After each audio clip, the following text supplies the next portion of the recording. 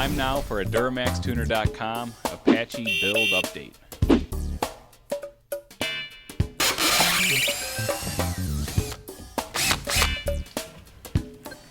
The guys over at DTS, David Browning and crew, built this beautiful crate for us to snugly send our LB7 up here. Engine showed up in great shape, looks beautiful, can't wait to get it out and start going over it.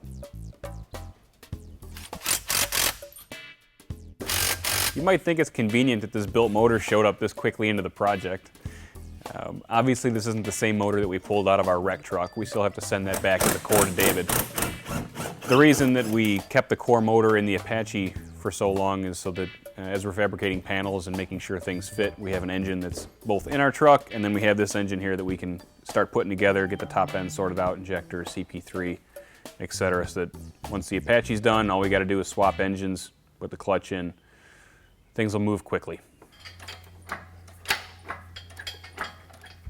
While we have the engine up high out of the crate here, I just want to take this opportunity to show you the kind of exhaust porting work that David did on these heads. We kind of went all out, big cam, bunch of head work. Really had David go through and make sure these heads are up to the task. Of course, we're in the smaller class, but you never know when we want to step it up. So not only does this exhaust port look like a work of art, I mean, there's some real time that's gone into the port shape here. The guys at DTS have cut apart several sets of heads, mapped out where the potential core shift is so that when they set up their 5-axis CNC program, they're not risking going into a water jacket and having a coolant leak or something like that, cracking a head. On top of that, the program works. So the Duramax exhaust port is quite restrictive from the factory. There's a lot of material that can come out. There's a lot of improvement that you'll see here. Okay, so the exhaust porting, you saw how nice that was, what an improvement that is at getting exhaust out of the cylinder. Intake porting, same phenomenal job. It's all about cylinder fill, and that shows itself most at high RPM. So as we go past the peak power band of the motor, how well does it carry power out? And again, David, 5-axis CNC porting on the intake. The several sets of heads have been cut apart. Everything's mapped out. We'll take you as deep as we can with the camera into that intake port, but what you got to understand is that where the valve seats against the head, there's a lot of work done there too that you can't see, and that work's done by hand. This is top of the line stuff. What we want for this motor is the widest possible RPM band. So when that motor hits peak power, I want it to carry 2,000 RPM wide. If I'm spinning the tires going down the track, I want it to still be making power. When it falls back against the pan on the sled, I want the thing to really bite and eat. Here gives you a good shot of the injector cup. You can see these are machined to be screwed into the head. Typically on an LB7 motor, the injector cups are pressed into the head.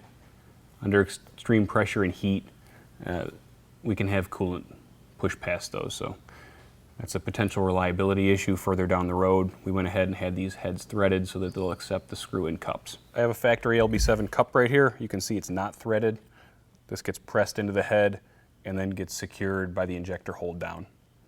On the cups that are on this engine, this portion is threaded. This cup will screw into the head, red Loctite. As you probably noticed as we're going through here, this engine does have head studs. Anytime you're building an engine like this, head studs are a must.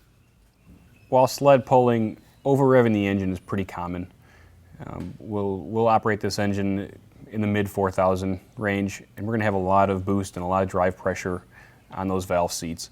So it's important that we upgrade the valve springs. You can see here we have one spring on the outside and one spring on the inside, so we have a double valve spring. Again, and that's just to keep those valves on their seats when they're supposed to be on their seats. The cam is going to tell the valves what to do. The valve spring determines how well it listens.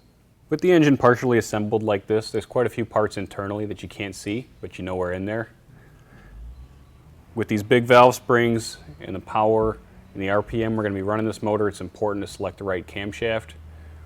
We've gone through and inspect the camshaft based on the boost and drive pressures and operating range of this engine. Also on the bottom end, main studs to complement the head studs. Make sure the crank doesn't walk around on us at all. And the block has been line bored. Again, just ensuring that reliability, making sure this thing's going to last us a good long while. The guys at the body shop have their work cut out for them. We got an engine here. Owen, you have your work cut out for you. Injectors, pump, covers, top end. Let's get this thing together. Let's get the Apache running, making smoke. All right.